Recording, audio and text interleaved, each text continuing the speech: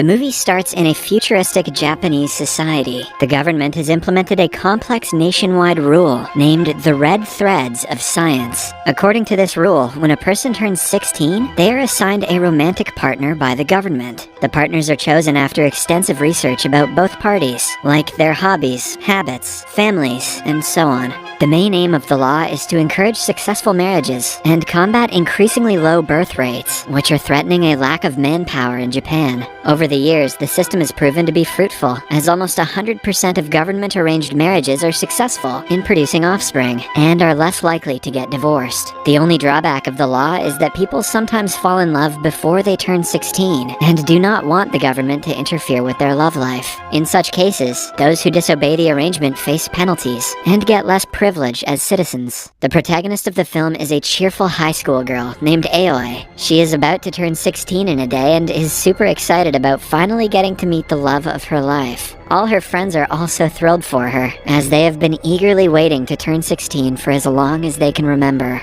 Today, at 12 at night, Aoi will get a federal notification containing all basic information about her chosen one. She cannot wait for the notification and is on her feet the entire day. While returning home, Aoi meets her childhood best friend, Yuto. The girls in the school fawn over him since he is one of the best-looking students. However, Yuto doesn't take any interest in them because he is in love with Aoi. He has frequently tried to confess his feelings but has always backed off because he is too shy. He is happy being her best friend, but now that she is about to find someone to love, Yuto is worried that their friendship will fall apart. As they chat about different things, Yuto teasingly mentions that she was his first kiss. The scene goes into a flashback when the two were still in elementary school. At an annual program, Yuto got the role of the prince. However, Aoi was assigned a wildflower. She wanted to be the princess so badly that at the climax of the drama, she pulled Yuto and kissed him. They still laugh about the incident to this day. In the following scene, Aoi, her parents, and her uncle are having a birthday dinner at her house. Even Aoi's parents are excited about the notification, which is scheduled in only a few hours. Aoi's parents also met through the government program, but her uncle is still unmarried. It has always been a topic that no one likes to talk about, so Aoi doesn't dig into it. Later, she is given a dress that she wears to bed. As time passes, she gets more nervous, but then Yuto gives her a call. They meet outside, and he hands her a gift for her birthday. It is a penguin showpiece that goes well with her room. Yuto knows everything there is to Aoi, like how she touches her hair when she lies. He easily finds out that she is nervous when she touches her hair and claims that she isn't. To calm her down, they decide to reenact how she will introduce herself to her chosen one. Aoi starts talking about herself, which makes Yuto feel a range of emotions, especially because she is looking at him like she would look at her boyfriend. He cuts her off and confesses his love, taking Aoi by surprise. He also tries to kiss her, but she retreats in shock. Yuto is dumbfounded and can do nothing but apologize. Before they can talk further, they are interrupted by Aoi's match, named Sokuke. He introduces himself and gives her a bouquet of flowers. The man is better than what she had imagined and is dashingly handsome. Mesmerized by his presence, Aoi forgets about Yuto. He congratulates them and leaves right after, giving the other two some alone time to talk. Aoi turns towards her Prince Charming in excitement, but he names a time and place before turning around and leaving abruptly. The poor girl questions if she is dreaming before returning home. They meet at the said place the next day, which turns out to be a fancy restaurant. We find out that Sokuke's father is the chairman of a big hospital, and Sokuke is supposed to inherit the wealth and position someday. He is also looking to go to med school. He is smart and ambitious, but not so big on conversation. Aoi continues talking to cut the awkwardness, but a while later, Sokuke stops her. He pulls her outside, making her blush because of their joined hands. Sokuke then asks her who Yuto is, but cuts her off before she even answers. He doesn't care what kind of girl Aoi is, and thinks of their relationship as a societal formality. Hence, even if she has more guys she is interested in, it doesn't bother Sokuke. Aoi tries explaining that she is nothing like that, but Sokuke cuts her off again. The next day at school, her friends are jealous of her for landing a rich and hot boyfriend. Aoi agrees, but deep down, she doesn't know how to feel about Sokake. In the following week, they go on several dates, all of which Aoi doesn't enjoy. Sokake walks too fast for her, doesn't talk much, and never smiles. At one point, Aoi feels like someone is threatening him to date her.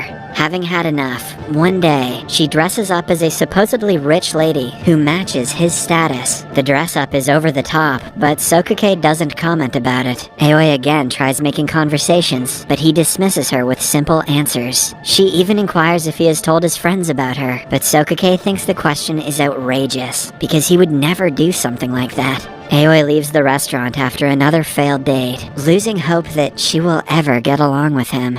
Then, she meets Yuto, who advises her to meet his parents and find out more about him so the conversations can be more meaningful. Aoi agrees and goes to his house the very next day. Sokuke's mother is kind, but his father is on the stricter side. He asks Aoi to behave herself now that she is about to be a part of their family. Sokuke overhears him and burns in rage. He has never liked his father because the old man thinks he owns his son. Seeing him do the same to Aoi, Sokuke can no longer control his anger. He stands for his girlfriend, asking his father to stay away from her. After that, they walk to the bus stop together, talking about many things. Sokuke apologizes for not being good enough for her. Aoi, in turn, claims that she hardly knows anything about him, but since he stood up for her in front of his father, she is assured that he is a good person.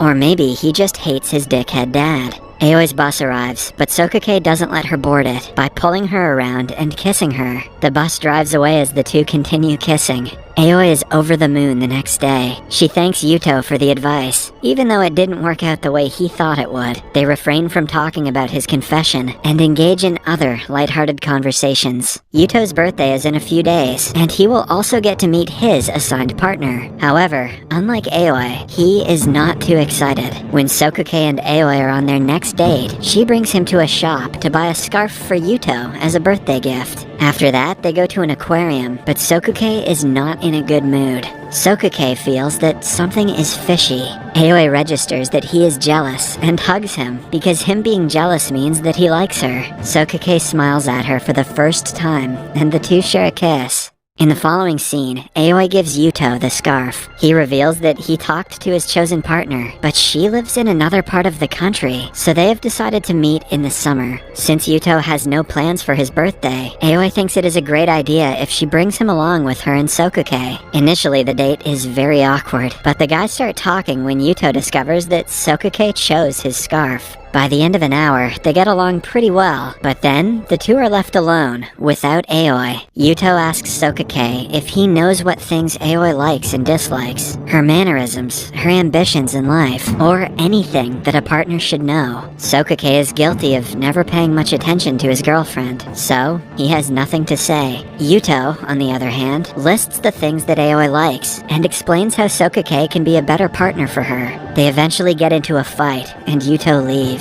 For the next few days, he doesn't come to school. Then, one night, Aoi finds out Sokuke is moving to Tokyo, to a better university. He will spend the next 6 years there, so the two will have to be in a long-distance relationship. To avoid living apart, he suggests that they move in together. However, this will only be possible if they get married. It is a trend for 16-year-olds to get married and start a family. Hence, Aoi gives it some thought. To clear her head, she goes to her uncle's the next day. He talks about his chosen partner who moved abroad when they were still together. She never returned and is happily married to someone in London. According to him, living with the penalties is easy if you are with the person you actually love. Although scared, Aoi feels ready to start the new chapter of her life. In the following scene, Sokuke and Aoi are in Tokyo, attending an open campus event. Aoi is bored in the lecture, but seeing Sokuke enjoy it makes it worth it for her. After the lecture, they visit several places, eat new food, and have a lot of fun. In the end, Sokuke brings her to a church, and gives her a little cat compartment box that she had always wanted. It brings her joy, which is then multiplied when she finds an engagement ring inside. Aoi says yes, and the two start preparing for the wedding. She also informs all her friends about the proposal, but a part of her still feels empty because of Yuto's absence. Elsewhere, Yuto gets the wedding invitation through the mail, but doesn't react to it. It is the week leading up to the wedding, and Aoi has a lot of work to do, but the thought of her best friend never leaves her mind, as she misses Yuto terribly. Moreover, she and Sokake have their first fight, when he refuses to let her talk to his parents and maintain a good relationship with them. Aoi gets that he doesn't like his father, but she wants to form a connection with his parents on her own as well. Sokake refuses to listen and shuts her down whenever they have a conversation about his parents. The expensive dinner dates soon turn boring as they figure out that they do not have many things in common. One day, Aoi goes to Sokake's father's hospital and talks to him about the wedding. The meeting goes seemingly well, as he has finally started to respect boundaries. While leaving the premises, Aoi notices Sokake walking towards his father's office and follows him. She overhears him begging his father to write a recommendation letter for a friend in need. It is soon revealed that the said friend is Yuto, and he has a second-stage brain tumor. His treatment can only be done in an expensive hospital in Tokyo, but after the recommendation letter, he will finally get a chance to save his life. In the next scene, Sokake hands Yuto the papers and asks him to not lose hope, since the chances of his survival are still high. Meanwhile, Aoi sits alone in a park, still unable to comprehend what she heard at the hospital. Since Yuto doesn't want her to know about the disease, she decides to pretend to be unaware. It also makes her realize that she loves Yuto much more than she lets on. Then finally comes the day of the wedding. The guests arrive at the venue, where all the preparations are done, but the bride and the groom are late. Outside, Sokake meets Aoi and compliments her beauty. He asks her what is making her sad, even though he has a pretty good idea of what it is. When she doesn't reply, he inquires if she is in love with Yuto. Aoi is quick to deny it, but then she touches her hair. By now, Sokake knows what that means. He tells Aoi that her happiness is the only thing that matters, and if she feels like she is about to be stuck in a loveless marriage, she should run away right now. He also promises to handle the guests and the parents before encouraging her to hurry up. Filled with tears, Aoi thanks him and runs to the airport, where Yuto is about to fly to Tokyo for brain surgery. They meet at the terminal, and Aoi expresses her love, as Yuto did on the night of her 16th birthday. Initially, Yuto freaks out, asking her to return to the church, but in the end, his dream comes true, and they share a kiss. Leave a like if you're like me, and you're really glad this movie didn't end with Yuto's death. Subscribe for more videos like this, turn on notifications, and leave a like to help the channel out. Thank you for watching.